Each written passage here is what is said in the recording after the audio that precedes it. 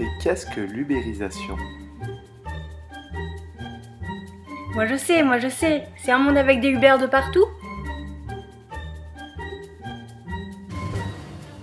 Mais non mon fils, l'ubérisation est un terme apparu en 2014.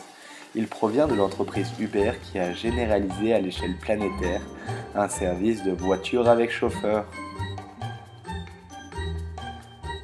Donc, l'ubérisation, c'est le fait qu'on ait tous une voiture avec chauffeur? Mais c'est génial, plus besoin d'être Premier ministre. Mais non, laisse-moi t'expliquer. L'ubérisation, c'est le fait que les nouvelles technologies permettent de mettre en relation les demandeurs de services et les offreurs de services de manière quasi instantanée et avec des prix faibles. Par exemple, pour Uber, l'application permet aux personnes qui cherchent un véhicule, les demandeurs de services, d'être mis en relation avec des chauffeurs VTC, les offreurs de services, et tout ça avec des coûts bien moins importants.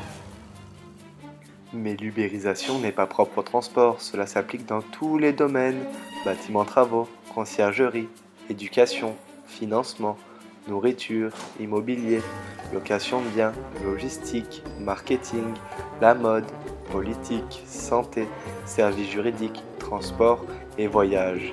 Par exemple, tu te rappelles quand on est parti en vacances à Paris, on logeait avec Airbnb, la plateforme de location de logement entre particuliers. Ou quand le vendredi soir on se fait livrer un bon repas, c'est avec Deliveroo, le service de livraison à vélo pour restaurant. Bah dis donc, ça doit créer beaucoup d'emplois tout ça. C'est pas si simple que ça mon garçon. Bien sûr, l'ubérisation crée beaucoup d'emplois, mais malheureusement ça en détruit aussi certains. Néanmoins, l'ubérisation élargit souvent les marchés déjà existants, grâce à leur baisse des prix ou les innovations d'utilisation. Mais si ça en crée plus que ça en détruit, c'est bien pour l'économie, non? L'ubérisation, cela peut être bien, mais cette économie n'est pas encore bien maîtrisée. Elle profite du statut d'auto-entrepreneur et des vides juridiques pour bafouer les droits des employés et les règles habituellement utilisées sur le marché. Moi je vais t'expliquer la vérité mon petit-fils. Par exemple, les taxis doivent acheter des licences qui peuvent parfois coûter plusieurs centaines de milliers d'euros. Les Uber n'en ont pas besoin. Les hôtels doivent payer la TVA et être aux normes handicapées, pas Airbnb. De plus, n'étant pas salariés, les métiers ubérisés ne sont pas soumis au code du travail.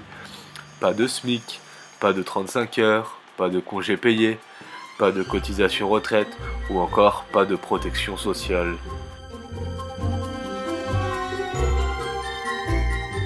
Moi, même si je suis un enfant, je pense qu'il faut attendre un peu avant de juger grand-père. Quand même, avec ça, si plus tard j'ai envie de travailler, je peux, sans demander à personne. L'ubérisation, c'est compliqué, mais je crois que j'ai compris. Merci beaucoup de m'avoir expliqué.